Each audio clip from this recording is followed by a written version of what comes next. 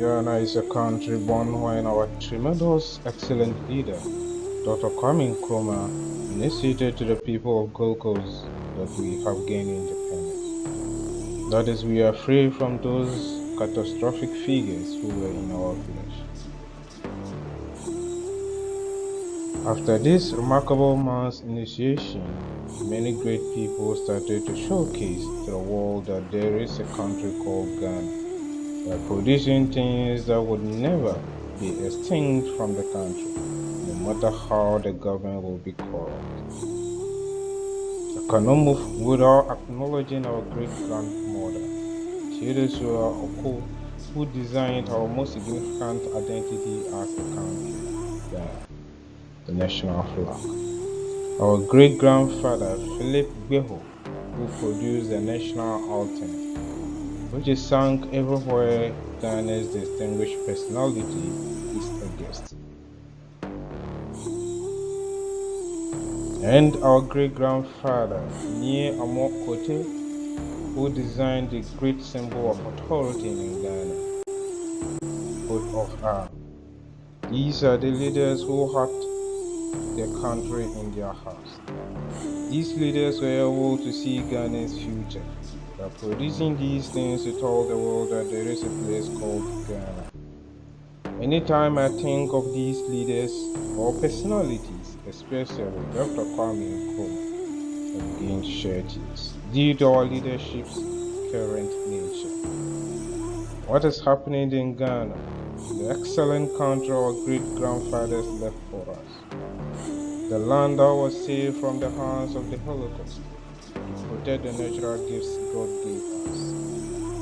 Why do our leaders start introducing these catastrophic people to the holy ground our great-grandfathers gave us? Why are our leaders allowing these tribulations to invade our lands again? Why our leaders whom we selected to guide and protect us begin to enslave us? Why do our leaders begin patronizing the resources available in their offices instead of serving the people they went there for? Why do these leaders prefer wealth to knowledge? Why do the leaders of this worldly country trying to make the country the poorest on the globe? I cannot move again if I do not apologize to Dr. Kwame Nkrumah on behalf of Ghana's people, especially our leaders, for making the country that he intended to raise higher. But due to the selfish and greedy nature of some Ghanaians, they terminated his grandiose plans. It is a pity to those who initiated those overthrown projects. Dr. Kwame Nkrumah, our leaders are turning the country upside down. Our leaders are making those nations to enslave us and also to take the natural gifts God gave us again. Corruption is burning the country to ashes, but nothing is being done. The people you intended to provide good education to have been left wondering. Leaders have started using your good initiatives to invent themselves. The whole family, even including their great-grandchildren who are not yet born. Great-grandfathers, some of your people still do not have roofed classrooms to study. Simultaneously, some leaders enrich themselves monthly with a lot of money, not less than hundreds of thousands of Ghana cedis, accompanied by numerous allowances. Some farming communities in the country you left us with do not have good feeder roads to transport their farm produce. However, these leaders still rely on those goods to enrich themselves. Dr. Kwame Nkrumah, the good qualities you taught the people of Ghana had been forgotten. The politics has changed to insulting individual personalities, but not expecting the excellent work they did when they were in office, or the initiatives they intended to offer to Ghanaians.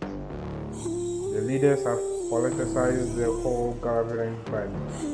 People now call injustice justice in your country. People cannot count votes anymore when the electors express their views by voting. These are the overviews of the political disease in your country. Independent bodies are politicized. Independent bodies in your country are now the electors. The electors' opinions on selecting leaders are individual opinions in your country, Ghana. Ministerial positions are now given to people based on family relationships. In your country now, if your family member is not in the office where justice is sought, you will be killed. Your family member will be killed, but no justice will reign. The country is now in the worst state you never imagined it would ever be when you were alive. Graduates from different universities and colleges come out in thousands without a job every year. The unemployment rate is now escalating. It can never stop if people of your type do not intervene. Your leaders are supposed to be taking care of your people who graduate every year by providing them with jobs or opportunities to start building their jobs. Are now frustrating. Leadership positions are given to people who can pay for them. This is causing the poor in your country to continue to be poor. Taxes collected from your people are used to enrich the leaders who are meant to serve and sustain our livelihood.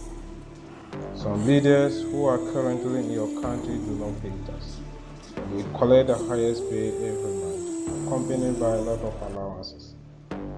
Your leaders borrow money from financial institutions across the globe in the name of developing and providing jobs to the graduates or the general public. Meanwhile, they are to use these resources to enrich themselves and their families. Dr. Kwame Nkrumah, a man like you appeared in Tanzania and ruled for 5 good years without borrowing a penny from any financial institution. During his term, the country experienced a significant improvement in all its economic sectors. He introduced free senior high school in his country without still not borrowing anything from anybody.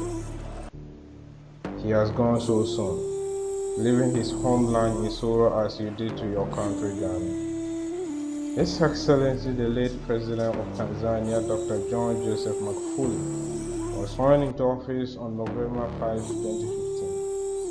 He served for 5 solid years and was re-elected into office on November 5, 2020. However, the soulful death took him away as it did to you.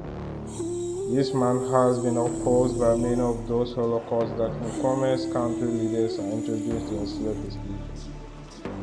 Dr. Magufuli has never been timid about those forces that were opposing him. He was able to revive the virtual National Air Carrier, ATCL, expand the net Terminal 3 of Julius Nyerere International Airport in Dar es Salaam, and other significant developments. I still wonder after reading about the achievements of Dr. Magufuli in his country, and comparing it to Ghana, my country. How many ghost names are in the Controller and Accountant General payment list? How does the Ministry of various sectors of the economy utilize the funds disbursed to them to undertake development projects? What actions are taken by the country's ultimate leadership when a report of the audit service is placed before them? How are the resources of Ghana utilized? Are these resources processed before exporting them to other countries? Are people paid based on their workload or the dignity people place on the work? It's time to realize that people are colonizing us and fighting back. It is time for our leaders to recognize that independent bodies are prohibited from participating in partisan politics and fighting back. It is time we realize that borrowing from external sources for development makes our country poorer. It is time for the Audit Office to audit the Controller and Accountant General payment list to remove all ghost employees. It is time for the country's leaders to realize that those positions were given to them to serve but not to enrich themselves with taxes collected from Ghanaians. It is time to learn how some people are suffering, getting a suitable classrooms for their works, and good feeder roads to transport their farm produce. It is time for all Ghanaians to realize our forefathers' hard work and fight back at our leaders who are enslaving us. enriching themselves.